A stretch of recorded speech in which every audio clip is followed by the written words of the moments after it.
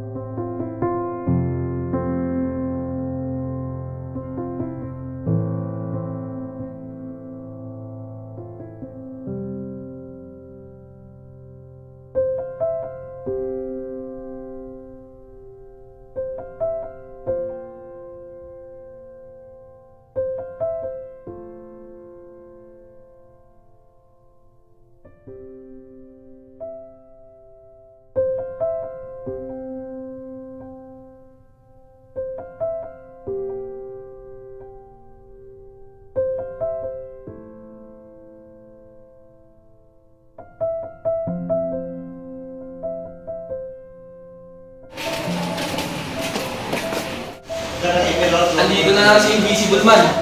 Hoy Juan, buhay ka pa ba talaga? Pumunto ka na lang talaga. Buwan ang patay bro, late ko na lang minsan. Bakit walang pumipigil? Bakit ako natatakot?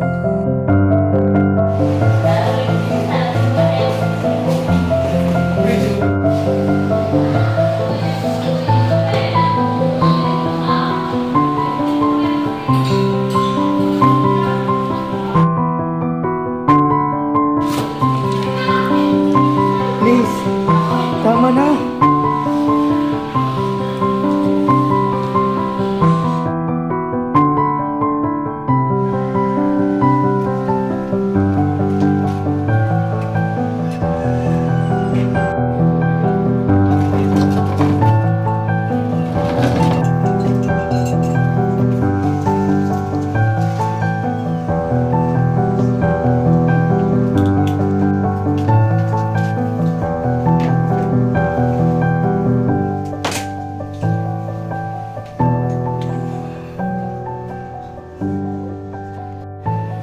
Juan!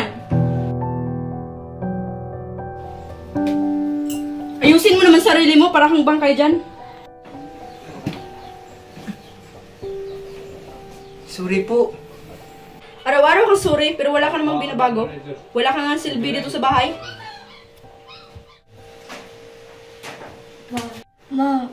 Baka dapat natin pakinggan si Juan.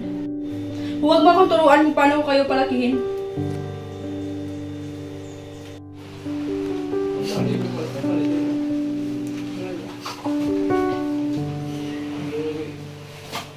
Dahil dun, ay kinamkim ni Juan ang lahat ng sakit at hinanakit mula sa paaralan hanggang sa bahay.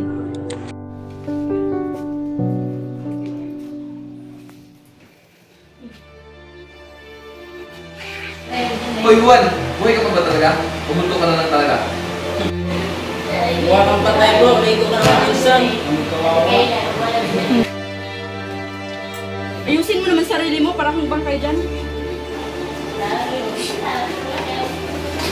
Araw-araw kang sorry pero wala ka namang binabago. Wala kang nga silbi dito sa bahay. Wala akong silbi. Wala akong kwenta, anak.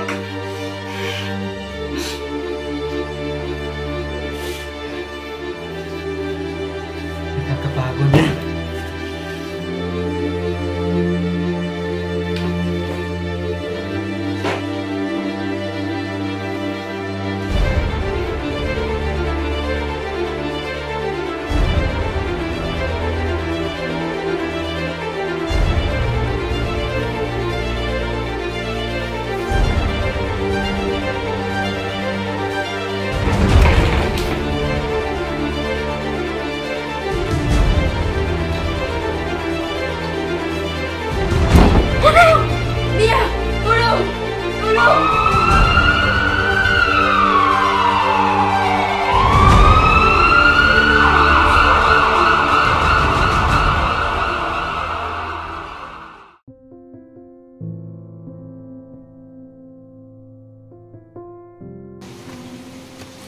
Tao po!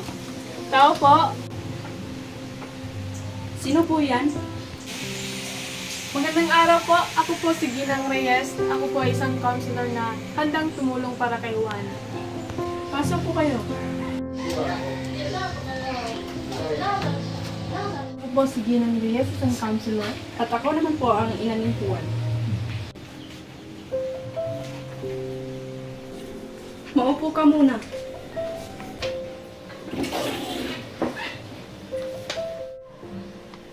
Halika dito.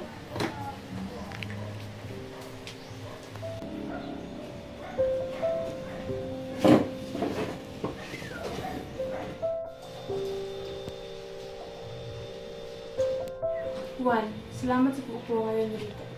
Alam kong mahirap bumangon, lalo na kapag pakiramdam mo na wala nang dahilan. Ngunit gusto ko lang sabihin sa iyo simula pa lang, hindi ka nag-iisa.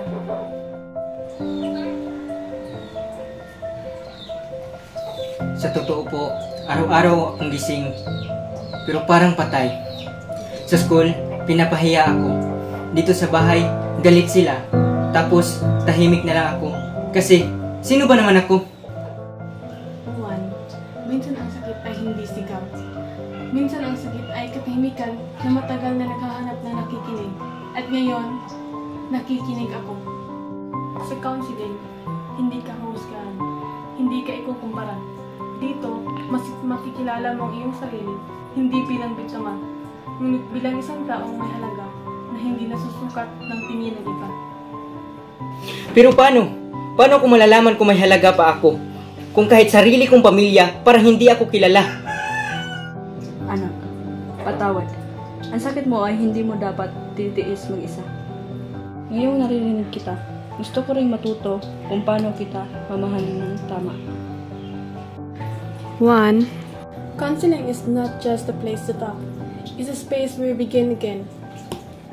Sa mga susunod na session natin, tutulungan kitang tukuyin ang mga bagay na mahalaga sa iyo. Ang mga bagay na bumubuo sa tunay mong pagkatao. Hindi ka pangit na sinasabi nila. Hindi ka tamad na akala ng iba. Ikaw ay si Juan. Isang anak, isang kapatid. Ikaw ay isang tao na may kakayahang magmahal at mahalin. Ma'am, salamat po.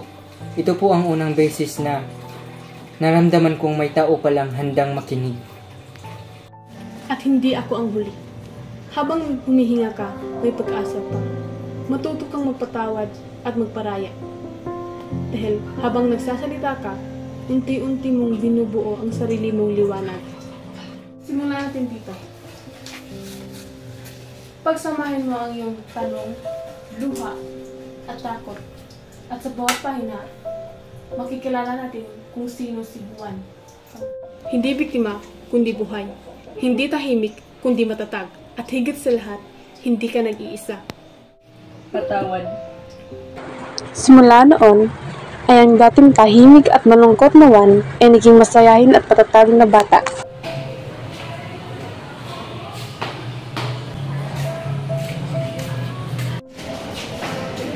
Juan, salamat. Dahil sa tapang mo masita, ako rin pumunta sa guidance. Dati, tahimik lang akong saksi. Pero natutunan akong kumilos. Hindi ako magaling magsalita, pero may natutunan ako. Hindi kailangan sumigaw para marinig. Kailangan mo lang may makinig.